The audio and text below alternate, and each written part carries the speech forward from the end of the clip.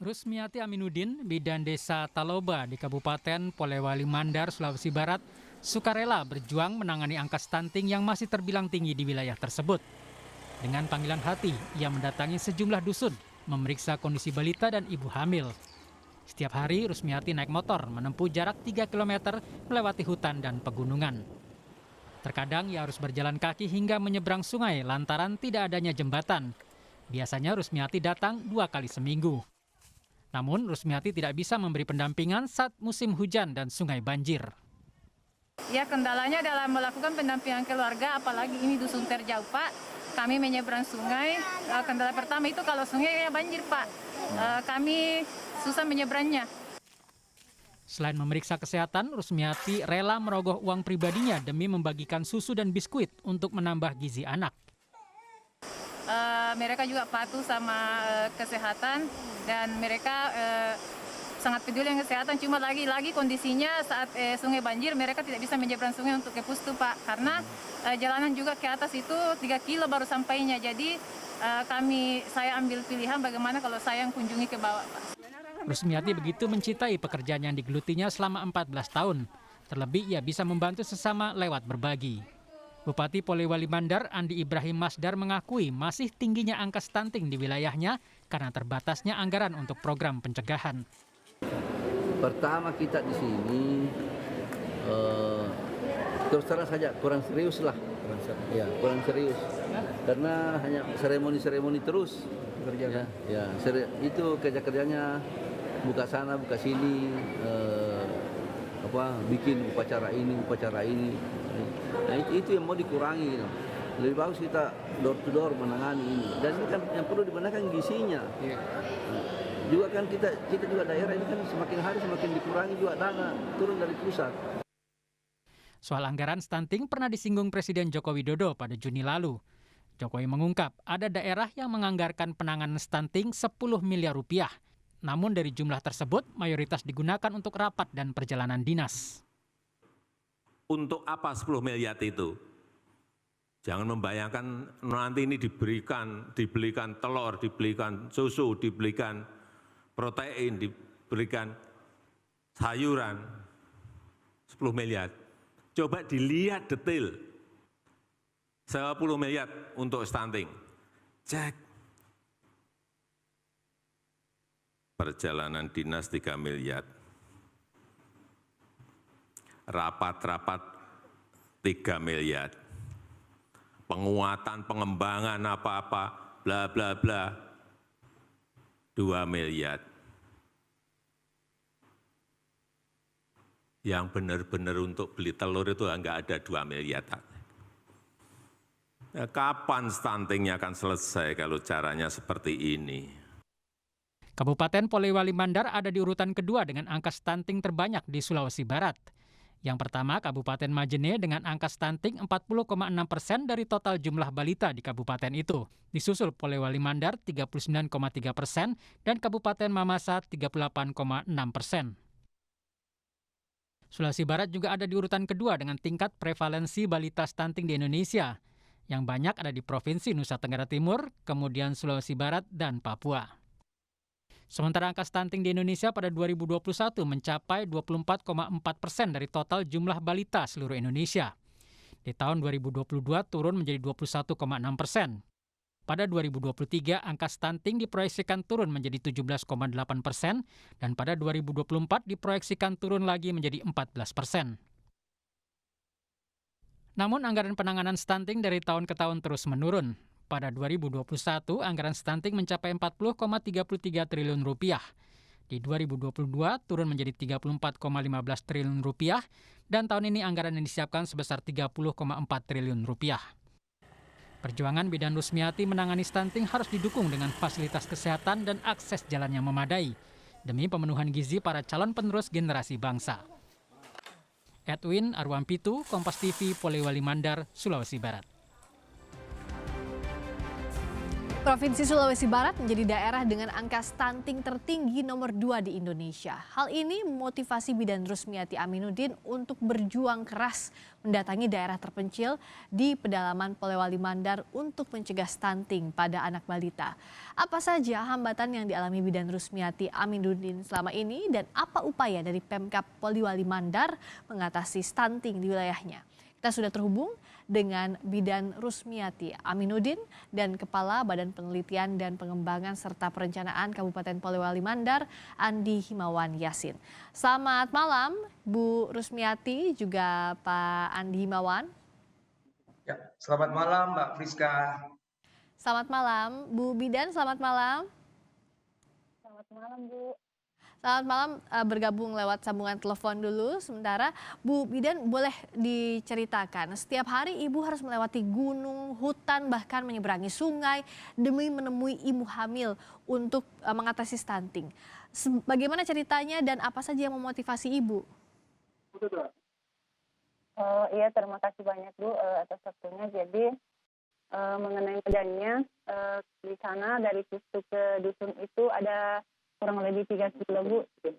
Jadi daripada yang berjalan kaki itu mungkin dari saya yang menuju dusun itu karena tidak semua dari pasien saya punya kendaraan Bu, seperti itu.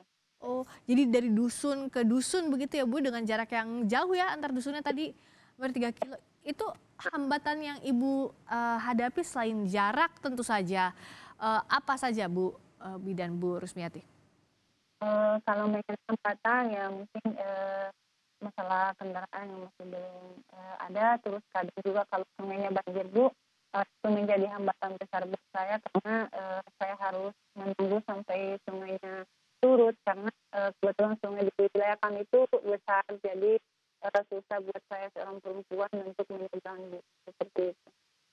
Bu Rusmiati kan bicara soal gizi, ini tidak semua orang paham bagaimana stunting itu, bagaimana gizi buruk itu. Kalau dari gambarannya Bu Rusmiati saat keliling dari dusun ke dusun, itu bagaimana warga memenuhi gizinya, berapa yang mereka keluarkan untuk memenuhi gizi, apa saja yang dimakan yang Ibu temui untuk balita terutama? Ya, nah di sini lagi kembali kepada masyarakatnya Bu, kalau misalkan dari pemerintah desa di kabupaten sebenarnya mereka sudah banyak memberikan bantuan makanan tambahan. Saya dari pemerintah desa, saya dari kabupaten itu mereka sudah memberikan arahan kepada pemerintah desa untuk memberikan bantuan berupa makanan tambahan kepada masyarakat, utamanya untuk mencegah stunting. Tapi kalau menurut pengamatan saya di desa itu kembali lagi kepada orang tua bayi balita, karena di sana itu mereka pekerja kebun, jadi kadang mereka meninggalkan bayi dan anak-anak mereka itu dari pagi sampai sore, jadi asupan makanan mereka itu kurang Bu, jadi biasanya harusnya 4 kali minimal itu saya rasa tidak terpenuhi karena yang saat saya mengunjungi bayi balita itu kadang saya dapat saudara-saudaranya yang kecil Ibu. Makanan tambahannya apa Bu Rusmiati? Berupa betul telur, protein, karbohidrat lengkap atau hanya biskuit dan sebagainya, susu? Kalau tahun lalu itu berupa susu dan biskuit. Susu dan biskuit ada dari pemerintah desa, terus dari kabupaten sendiri, dari dinas kesehatan juga ada berupa biskuit ibu hamil dan biskuit bayi balita. Dan alhamdulillah semua saya bagikan baik untuk bayi yang kurus, bayi yang normal dan bayi yang menderita stunting itu saya bagikan semua Bu. Oke, jadi kan kalau tadi ceritanya Ibu dari desa memberikan bantuan makanan tambahannya biskuit, susu. Padahal kalau kita tahu yang sebenarnya harus dipenuhi karbohidratnya, proteinnya, telur begitu ya Bu setidaknya, atau tahu tempe. Nah kalau dari yang Ibu amati tumbuh kembang anaknya seperti apa begitu dari dusun-dusun yang Ibu datangi? Kalau alhamdulillah tahun ini Bu itu sudah ada susu dari bantuan sosial, sudah sekali dibagikan. Berupa telur sama ada telur. Ada telur sama ayam dari dinas sosial yang disalurkan oleh BKKBN, dan alhamdulillah kemajuan, sudah ada penurunan dari anak-anak yang kurus. Alhamdulillah sudah naik berat badannya itu. Terus yang dari bulan 1 itu kan harusnya bulan 8 diperiksa lagi, dan semoga pemeriksaan besok, karena kebetulan besok baru posyandu lagi, semoga besok bisa berkurang lagi stuntingnya Ibu, seperti itu. Iya, ini perjuangan berat Ibu untuk mencegah stunting ya Bu ya, dan juga untuk mengedukasi Pak Andi. Pak Andi lihat kondisinya Bu Bidan ini luar biasa ya perjuangannya, tapi tentu dari pemerintah juga PR-nya mengedukasi dan juga mendatangi warga satu persatu. Apa yang jadi kendala sejauh ini Pak Andi? Ya, terima kasih Mbak Friska. Mudah-mudahan suara saya terdengar cukup baik ya Mbak Friska Ya, ya. terdengar jelas Pak Andi, terima kasih.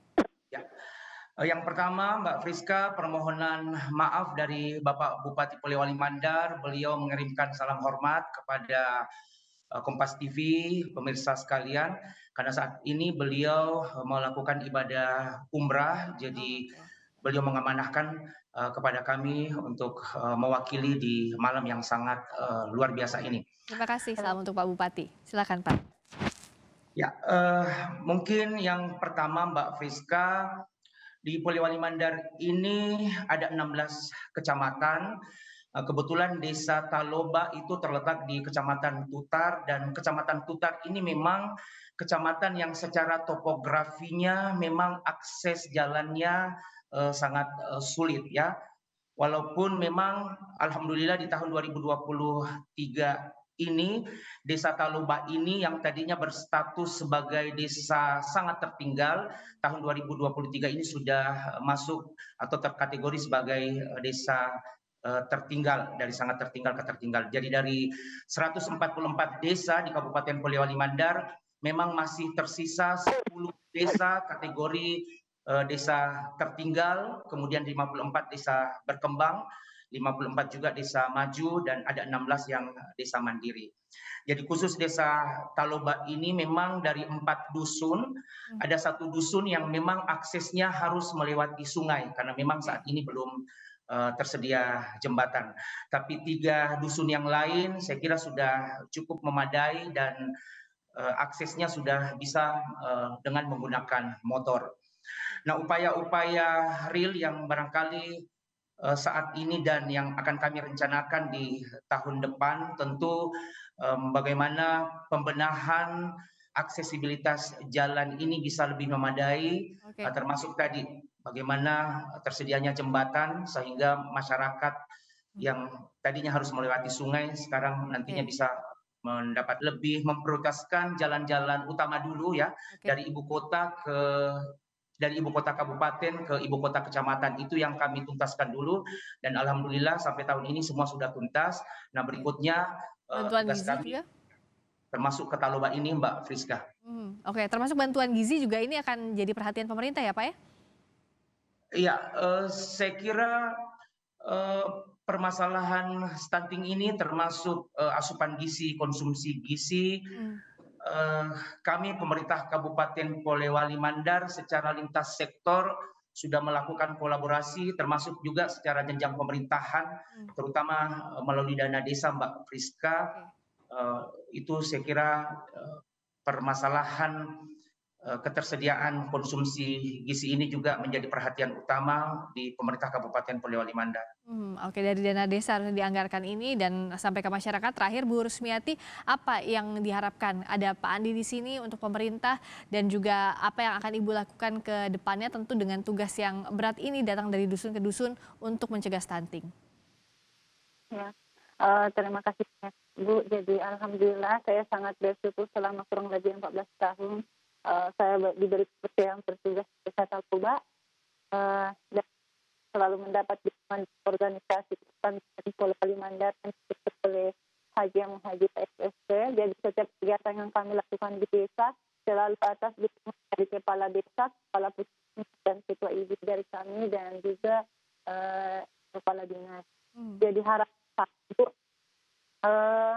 untuk pemerintah kabupaten dan pusat, saya sangat berharap semoga pemerintah pusat dapat memperhatikan kesejahteraan bidan yang ada di Polewali Mandar, khususnya dan desa yang berada di wilayah terpencil. Terus yang kedua, semoga saya berharap pemerintah pusat memperhatikan masih banyak dari kami teman-teman bidan yang sebagai tenaga sudah bertugas di desa terpencil, dan kami betul-betul di desa terpencil kami kadang bertaruh nyawa untuk menolong sesama, kami bertaruh nyawa untuk membantu meningkatkan generasi yang sehat. Dan jadi saya berharap semoga adik-adik kami yang masih honor bisa diangkat menjadi PNS 3K. Terus yang ketiga, dari bawah naungan organisasi ini, semoga pemerintah pusat dapat memberikan apresiasi bagi bidan yang mendapatkan prestasi atau kreativitas di desa sebagai penyemangat untuk kami mungkin itu ya Ibu. Oke, itu tadi kalau belum terdengar oleh Pak Andi, saya rangkumkan agar kesejahteraan bidan di daerah terpencil, honor bidan, juga apresiasi itu diharapkan jadi perhatian begitu ya Pak Andi ya? Ya. Baik, terima kasih atas dialog malam hari ini dan pengalamannya Bu Bidan, sehat selalu, semoga lancar untuk mencegah stunting, untuk mencegah gizi buruk untuk generasi muda. Bisa sedikit lagi ya, Mbak Friska? Singkat saja Pak Andi silakan. Ya, jadi saya kira memang menjadi bidan desa ini bukanlah pekerjaan yang mudah, apalagi jika bertugas di desa yang terpencil atau terisolasi. Nah, tentu kami sangat mengapresiasi tinggi apa yang telah dilakukan oleh Ibu Bidan Rosmiati. Ini tugas-tugas yang sangat mulia dan mudah-mudahan bisa menjadi inspirasi buat seluruh bidan di Indonesia, terkhusus di Kabupaten Polewali Mandar, bekerja dengan semangat dan penuh ketulusan. Ini akan membuat pekerjaan menjadi lebih ringan. Dan diperhatikan begitu ya Pak ya? Ya, siap. Kemudian yang kedua, terakhir Mbak Priska, kalau kita lihat data tadi, karena stunting ini memang sumber datanya ada dua. Yang pertama adalah sumber data dari SSGI, ada peningkatan stunting di Polewali Mandar dari 36% menjadi 39%. Kemudian data EPPGBM sendiri itu justru berbalik. Ada penurunan dari 20 ya. Nah, ini barangkali menjadi semangat buat kami, tidak mempertentangkan data ini, tapi sekiranya ini menjadi semangat bersama kami untuk memastikan apakah memang betul-betul di Polewali Mandar prevalensi stuntingnya seperti itu. Dan harus dicek ke lapangan begitu ya Pak ya, realnya kondisinya, agar stunting ini betul-betul tidak ada sesuai dengan program pemerintah, dan ini menyangkut juga kesehatan dan masa depan generasi muda seperti yang kami sampaikan tadi di awal. Terima kasih Bu Bidan Rosmiati Aminuddin, terima kasih Pak Andi, Kepala Badan Penelitian dan Pengembangan serta Perencanaan Kabupaten Poliwali Mandar, telah bergabung di Sapa Indonesia Malam. Selamat malam.